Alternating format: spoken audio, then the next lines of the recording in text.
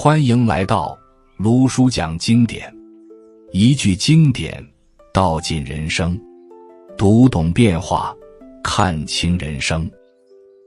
现代人的精神世界从来没有像今天这样拥挤过，手机里塞满了信息，脑子里塞满了焦虑，心里塞满了无处安放的念头。白天忙得脚不沾地，夜里躺在床上却翻来覆去睡不着，想得太多，做得太少，担心得太远，活在当下的时间太短。这种状态古人称之为内耗，意思是还没跟外界过招，自己先把自己耗尽了。其实早在2000多年前，孔子的弟子们就记录下了一句极朴素的话，专治这种毛病。这句话出自《论语》，只有寥寥数字，却像一剂清凉散，能让浮躁的心沉下来。这句话就是君子求诸己，小人求诸人。意思很直白，君子遇到问题从自己身上找原因，小人遇到问题从别人身上找理由。就是这么简单的一句话，若能真正吃透，精神内耗至少能消去大半。为什么这句话能治内耗？因为内耗的根源无非是两件事，一是太在意别人的看法，二是太想控制自己控制不了的事。别人怎么看自己，控制不了；事情会怎么发展，控制不了。可偏偏在这两件事上，人花了最多的心思。别人一句无心的话，能琢磨3天；一件还没发生的事情，能焦虑1整年。心就这样被牵着走，一刻不得安宁。孔子告诉我们，把目光收回来，收回到自己身上。别人怎么看，那是别人的事；事情怎么发展，那是因缘的事。你能管的只有你自己。你管好自己了，外面的风浪再大，也动摇不了你的根基。你管不好自己，外面一点风吹草动，就能让你溃不成军。这不是逃避责任，这是抓住了根本。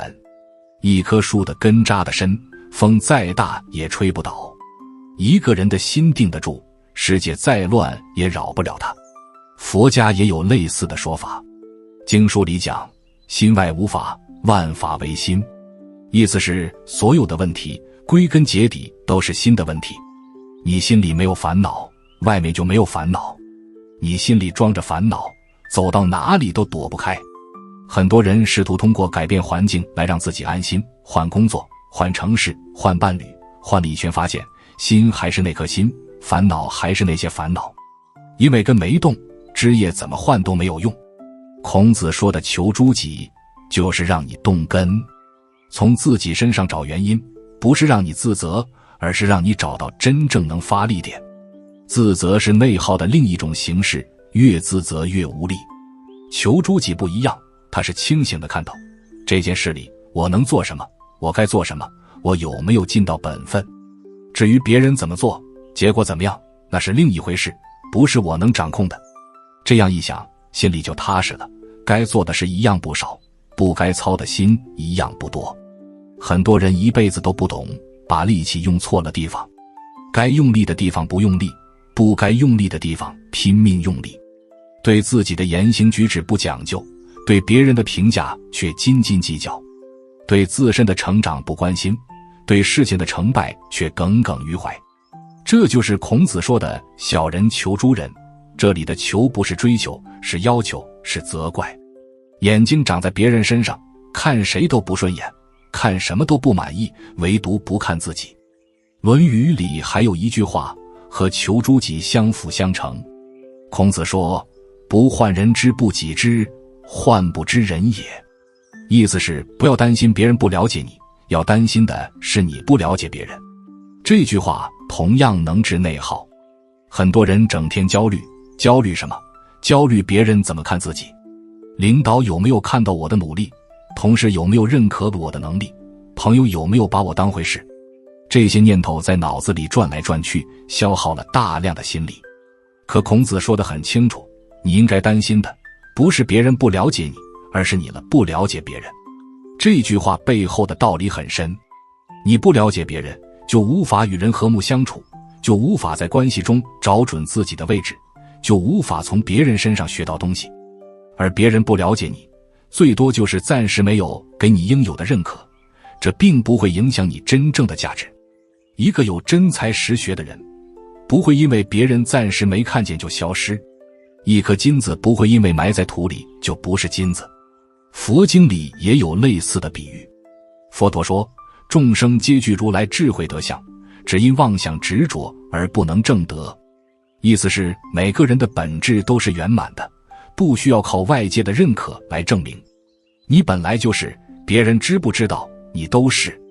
可人们偏偏执着于别人的认可，别人说你好你就高兴，说你不好你就沮丧。这份执着让你把自己的价值交到了别人手里，别人一句话就能让你上天入地，这样的心怎么可能安宁？孔子和佛陀，一个在东，一个在西，说的话却惊人的一致。他们都是叫人把心安住在本位上，不要向外持求。向外持求就是内耗的根源。你越是想从外面抓取认可，就越抓不到。你越是想控制事情的结果，就越被结果控制。反过来，你只管做好自己该做的事，尽好自己的本分，结果反而往往不会太差。这就是古人说的但行好事，莫问前程。很多人觉得这样太被动了，好像什么都不争取。其实恰恰相反，求诸己是最积极的活法。你把所有的精力都用在提升自己、修正自己上，这是一种向内深耕的力量。一棵树要长得高，必须把根扎得深；一个人要立得住，必须把德修得厚。你每天反省自己，今天有没有说过不该说的话？有没有做过不该做的事？有没有怠慢过该善待的人？这些反省，每一次都是在给自己的根松土、施肥。久而久之，根基稳了，自然枝繁叶茂。那些整天盯着别人的人，看起来很精明，其实最傻。他们把时间花在挑剔别人上，花在抱怨环境上，花在算计得失上。几年下来，别人没什么变化，自己也没什么长进。眼睛向外看的人，永远在原地打转；眼睛向内看的人，每一天都在向上走。这中间的差距，一开始看不出来，10年、20年之后，天差地别。《论语》里还有一句，也跟内耗有关。曾子说：“吾日三省吾身，为人谋而不忠乎？与朋友交而不信乎？传不习乎？”曾子每天反省3件事：替别人办事有没有尽心尽力，与朋友交往有没有诚实守信，老师教的东西有没有温习实践。这3省全是求诸己，全是问自己有没有做到，而不是问别人有没有做到。这种反省和内耗有着本质的区别。内耗是胡思乱想，越想越乱；反省是有的放矢，越反省越清晰。内耗是被动的，念头自己冒出来，控制不住；反省是主动的，我知道自己在想什么，知道该想什么。内耗消耗能量，反省积蓄能量。一个人每天花一点时间做这样的反省，他的心力会越来越强。一个人整天陷在内耗里，他的心力会越来越弱。很多人把反省搞错了，变成了自我审判。反省不是骂自己，是看清自己。就像照镜子，镜子里有脏东西，你擦掉就是了，不必对着镜子生气。看到自己今天对朋友不够真诚，下次注意就好了。看到自己今天做事不够尽心，明天改进就是了。不需要为此懊恼3天3夜。懊恼是另一种执着，执着于过去的错误不放，这就从反省滑向了内耗。佛家讲忏悔，也不是让人沉浸在罪恶感里。忏悔的意思是认识到错误，从此不再犯。就像衣服脏了，洗一洗就干净了，不必一直盯着脏的地方看。洗完了，衣服是干净的，心也是干净的。孔子说的求诸己，也是这个意思。看到自己的不足，然后修正它。修正完了，这件事就过去了，不要一直背着过去的错误走路，走不远的。现代人的精神内耗，很大一部分来自完美主义，对自己要求太高，做不好就自责，自责了就更做不好，陷入恶性循环。孔子从来不要求人完美，他只要求人不断进步。他说：过则勿惮改，有了过错不要怕改正。这句话太重要了，不是不犯错，是犯了错不要怕，改了就好。人生就是不断犯错不断改正的过程。你怕犯错，你就什么都不敢做，你不敢做，你就永远停在原地。停在原地的人看起来没有过错，其实错过了整个人生。佛家也说，不怕念起，只怕觉迟。念起来了不要紧，怕的是你觉察不到，觉察到了它就消失了。犯错也是一样，错了不要紧，怕的是你不知道错，或者知道了也不肯改。肯改的人每一天都是新的，不肯改的人一辈子都在重复同样的错误。这两种人过的是两种完全不同的人生。《论语》里最后一句和开头那句遥相呼应。孔子说：君子坦荡荡，小人长戚戚。君子心里坦荡，所以自在；小人心里忧惧，所以总是愁苦。为什么君子能坦荡？因为他求诸己，他只管自己有没有做好，别人怎么看他不放在心上，结果怎么样他也不强求。这样的人没什么好担心的，自然坦荡。小人为什么长戚戚？因为他求诸人，他把心思都放在别人身上，别人一点风吹草动他就紧张，事情一点不如意他就焦虑。这样的人怎么可能不忧愁？这句话直接点出了内耗的本质。内耗就是长戚戚，就是心里不干净，就是被各种念头搅得不得安宁。而解药就是坦荡荡，就是心里没有挂碍，就是该做的事做了，不该想的事不想了。坦荡荡不是天生的，是修出来的，是从每天求诸己的功夫里一点点积累出来的。你今天求诸己1分，就坦荡1分；明天再求诸己1分，就再坦荡1分。日积月累，自然就坦荡荡了。孔子说的这些道理，其实和佛家的空性智慧是一脉相通的。为什么能坦荡荡？因为看透了。看透什么？